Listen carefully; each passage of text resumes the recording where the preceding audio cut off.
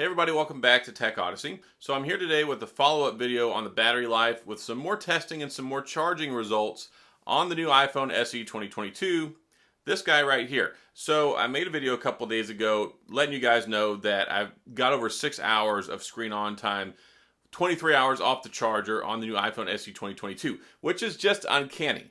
I had the last iPhone SE and I actually really liked it, the SE 2020, but the battery life was poor. It was about 4 hours of screen on time.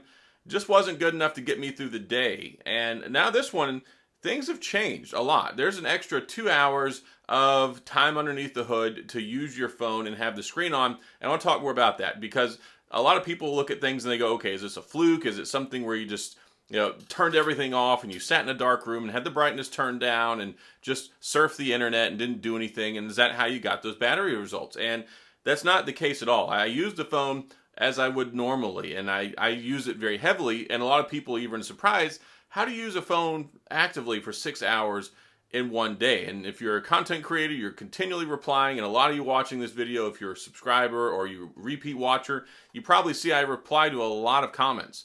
So I reply to comments all day, I check my YouTube analytics, I'm on Twitter a lot. I still play Boom Beach, of course. And then other stuff like YouTube and watching some videos, surfing the internet, making phone calls, connected to my earbuds. There's a lot of stuff that I do. So for me to be able to get 6 hours, and not just once, not just twice, but like 3 times already. And even today, I had this time 6 hours and 10 minutes of usage. Same bar graph right there, the same time results as before. Basically, it was a little bit shorter than last time, but I was able to still get over 6 hours, 3% left. That to me is uncanny, and a lot of that really is attributed to the A15 and also that extra 200 milliamp battery because it's like 2018 or 2000, just over 2000 milliamps now.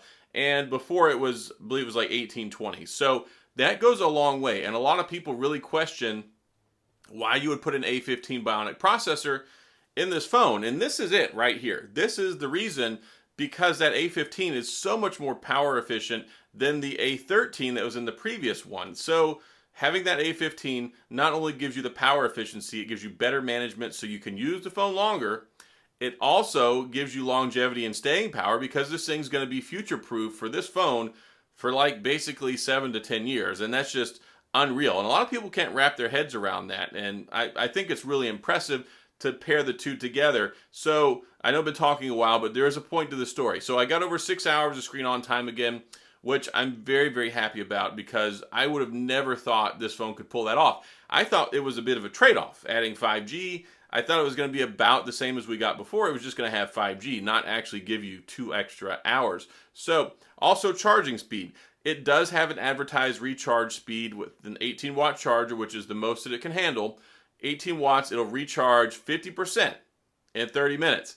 I tested that. It actually works. It actually came out to like 28 or 29 minutes, but it gets to halfway, from 1% to halfway in half an hour, which is really good. And then I checked it again, and it takes less than an hour and a half to fill this up all the way. Again, using an 18-watt charger. If you use a 5-watt, a 10-watt, a 12-watt, an 11.5-watt, whatever you have laying around the house, that's going to dictate what kind of battery recharging speed you're going to get. So you want an 18-watt. A lot of those are very popular, very common. They float around a lot of places. You can get one. It doesn't have to be an Apple charger. But if you have an 18-watt charger, you're going to be able to recharge your phone 30 minutes, halfway.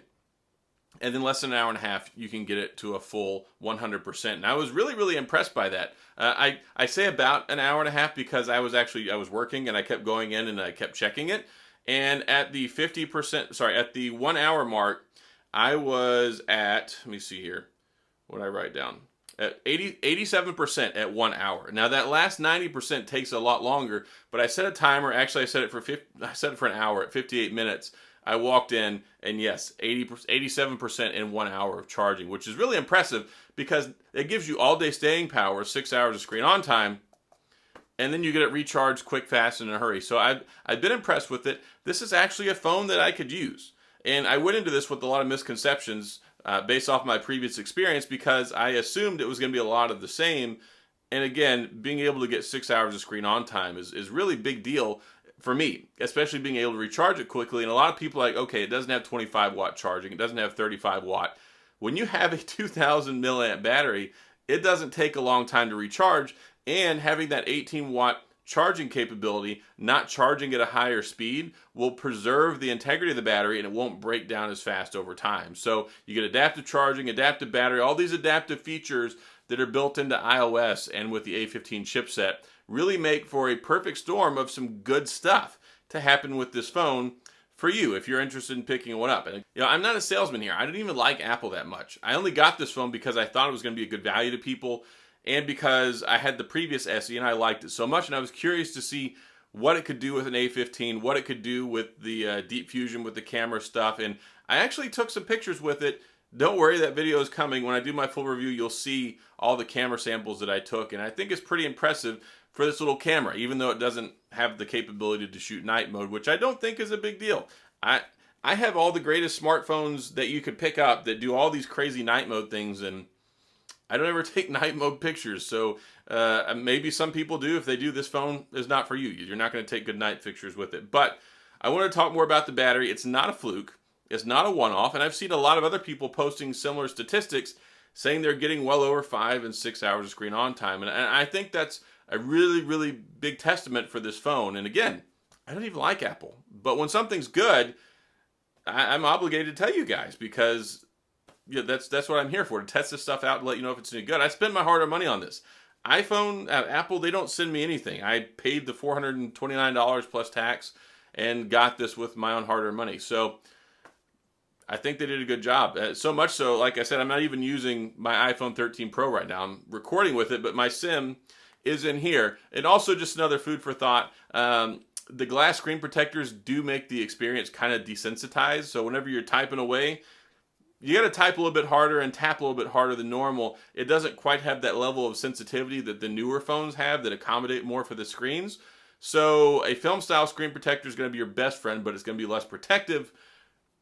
Just something to think about, food for thought. And also this case, this is my most favorite iPhone 8, iPhone SE 2020, iPhone SE 2022 case of all time. It's the Nomad leather case. They don't make this anymore, clearly, but you can go on eBay and pick one up. I got this brand new for about $8, and this is the third time I've had this case. I had it for the iPhone 8, then for the SE 2020, and then now for the SE 2022. And the Nomad products, they get this great rugged patina. They hold up well. It's got the microfiber on the inside to keep it from getting scratches. And this is not a plug for them.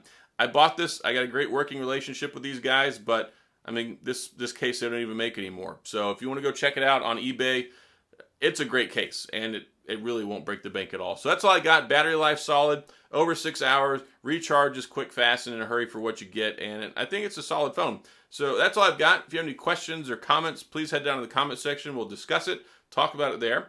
If you enjoyed the video, if you found it helpful, please hit the like and the subscribe button and the little notification bell if you want updates when new videos come out. And as always, thanks for being here. I appreciate you watching, and I'll see you guys next time.